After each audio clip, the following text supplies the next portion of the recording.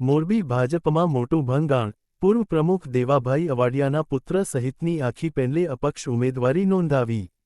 મોરબી સ્થાનિક સ્વરાજ્યની ચૂંટણીઓ પૂર્વે મોરબીના રાજકારણમાં ગરમાવો આવી ગયો છે. ભાજપમાં વધુ એક મોટું ભંગાણ સર્જાયું છે. મોરબી નગરપાલિકાના પૂર્વ પ્રમુખ અને પીઢ આગેવાન દેવાભાઈ અવાડિયાએ પક્ષ સામે બગાવત કરી વોર્ડ નંબર 01માં પોતાની અપક્ષ પેનલ મેદાનમાં ઉતારી છે. Ward number 01માં બગાવત. દેવાભાઈ અવાડિયાના પુત્ર અમિત દેવાભાઈ અવાડિયા સહિત આખી પેનલે અપક્ષ તરીકે ફોર્મ ભર્યા. પક્ષના આંતરિક ખેંચતાણને કારણે ટિકિટ કપાતા અવાડિયા પરિવારે અપક્ષ લડવાનો નિર્ણય કર્યો. 1-2 લોકોએ અમારી ટિકિટ કાપવા મહેનત કરી છે, પણ તેનું પરિણામ 28 તારીખે ખબર પડી જશે, તેમ કહી વિરોધીઓને ખુલ્લો પડકાર ફેંક્યો. પોતાના નિર્ણય અંગે સ્પષ્ટતા કરતા દેવાભાઈ અવાડિયાએ જણાવ્યું હતું કે, અમે સતત લોકોના કામ માટે જનતાની વચ્ચે રહ્યા છીએ. જ્યારે પક્ષે અવગણના કરી ત્યારે અમારા મતદારોએ જ અમને આગ્રહ કર્યો હતો. લોકોની લાગણી અને આગ્રહને માન આપીને જ અમે આ અપક્ષ ઉમેદવારી નોંધાવી છે.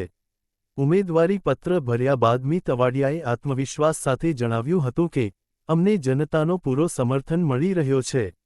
આગામી 28 તારીખે જ્યારે પરિણામ આવશે ત્યારે અમારી આખી પેનલનો ભવ્ય વિજય થશે તે નક્કી છે. મોરબી ભાજપના ગઢ ગણાતા વિસ્તારોમાં આ પ્રકારનું ભંગાણ પક્ષ માટે ચિંતાનો વિષય બની શકે છે.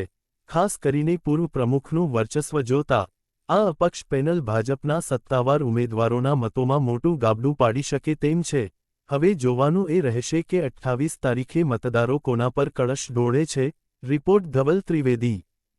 દેવાભાઈ અવાડિયા, મારા મોટા ભાઈ અમિત દેવાભાઈ અવાડિયાએ અપક્ષ ઉમેદવારી કરેલ છે. સાથે અમારી આખી અપક્ષની પેનલ છે.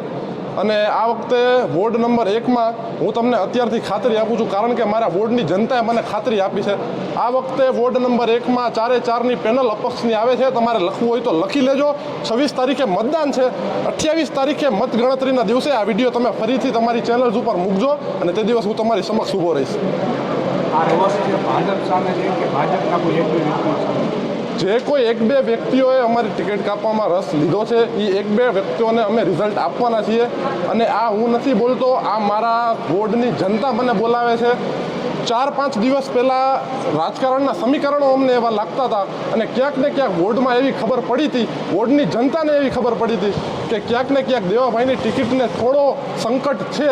ત્યારથી 4 દિવસમાં મારા બાપુજીના ફોનમાં 1000 લોકોના ફોન આવ્યા છે અને મારા બાપુજીને એક જ સ્પષ્ટતા કરી હતી કે દેવાભાઈ અવાડિયા, તમે અપક્ષમાં ઉમેદવારી કરો. વોર્ડ નંબર 1ની જનતા તમારી સાથે છે અને અમારે વોર્ડ નંબર 1માં દેવાભાઈ અવાડિયા સિવાય કોઈ પણ ઉમેદવાર જોઈએ નહીં. અમે પક્ષ નહીં જોઈએ. તમે અપક્ષમાંથી ઉમેદવારી કરો, પણ અમારે દેવાભાઈ અવાડિયા સિવાય કોઈ ઉમેદવાર ન જોઈએ. અને આનું કારણ એક જ હતું કે રાતે ઊભા રહીને દિવસમાં સવારે આવે તો સવારે કામ કર્યા છે. અમારી ઓફિસ પર, અમારા આંગણે કોઈ પણ માણસ આવ્યું છે, એ માણસના કામો કાળી રાતે થયા છે. કોઈ પણ માણસ આજ સુધી અમારા ઓફિસના દ્વારેથી નિરાશ કે હતાશ ગયું નથી. હજી અમે નથી જવા દેતા અને ભવિષ્યમાં પણ અમે કહીએ છીએ કે અમે કોઈ દિવસ કોઈને નિરાશ કે હતાશ થઈને નહીં જવા દઈએ. અને પબ્લિકની સેવા કરવા માટે જ અપક્ષ ઉમેદવારી કરી છે અને પબ્લિકે અને પ્રજાએ જ અમને આગ્રહ કર્યો હતો, એટલે જ અમે અપક્ષ ઉમેદવારી કરી છે. અને વટથી કહું છું, કારણ કે અમારી પબ્લિકે, અમારી જનતાએ અમને વચન આપ્યું છે કે અમે અમિત દેવાભાઈ અવાડિયાને પોતાના ખંભા પર બેસીને એમનો વિજય રથ કાઢશું, વિજય સરઘસ કાઢશું. અપક્ષ ઉમેદવારી અમારા વોર્ડના તમામ કાર્યકર્તા, તમામ જ્ઞાતિ મારી સાથે અને તમામના ફોન આવ્યા એટલે અપક્ષ ઉમેદવારી કરી છે. અને અપક્ષ ઉમેદવારી મારા દીકરા અમિતભાઈ દેવાભાઈ અવાડિયા અને અમારી પેનલ આખી છે. આખી પેનલમાં ગામી છે, કંજારિયા છે અને રાજુ છે. ગઈ વખતે જે અમે લડ્યા હતા 4 પેનલ સાથે લઈને અમે ઉમેદવારી કરી છે. કરવાનું કારણ એક જ હતું કે વોર્ડની તમામ પ્રજાને વધારે આગ્રહ હતો કે તમે પાછા 4-4 આવો, એટલે અમે અપક્ષ ઉમેદવારી કરેલ છે. કોઈ મનાવ આવશે તો પાછા વળી પછી ગમે તે મનાવવા, મને મનાવવાળો કોઈ છે જ નહીં. મને મનાવવાળો કોઈ છે, મારી પેનલને મનાવવાળો કોઈ છે. એટલે મનાવવા કદાચ આવે તો અશક્ય હતું છે. તમે ચૂંટણી લડશો ખરા? 1000%, 99% ને 1000% ચૂંટણી લડીને બતાવવાની વાત છે.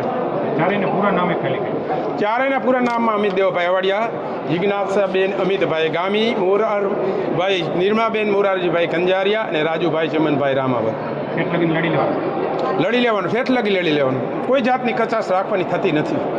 પ્રજા સાથે છે એટલે મતદાર સાથે તે પ્રજા સાથે છે એટલે જ લડી લેવાના મૂડમાં છે કે પ્રજા ગમે ત્યારે રાત્રે ફોન આવે તો રાત્રે અમે રાત્રે નાઇટ ડ્રેસ પહેરી નીકળી જાવ સારું કામ કરવા માટે. મારા યોર્ડની અંદર કદાચ ગમે તેને કહ્યું સવારે 9 વાગે હું કોલગેટ કરતો હોય કોઈને ફોન આવ્યો કે અહીંયા કંઈ આ વસ્તુ થઈ ગઈ છે તો હું 10 વાગે એની ઘરે પહોંચી જાઉં છું અને એનું કામ આપણે કરીએ છીએ. એટલા માટે ચૂંટણી લડી. પબ્લિકને મતદારનો આગ્રહ જાજો હતો, તમે લડો, લડીને બતાવો. એટલા માટે અમે અપક્ષ ઉમેદવારી કરેલ છે.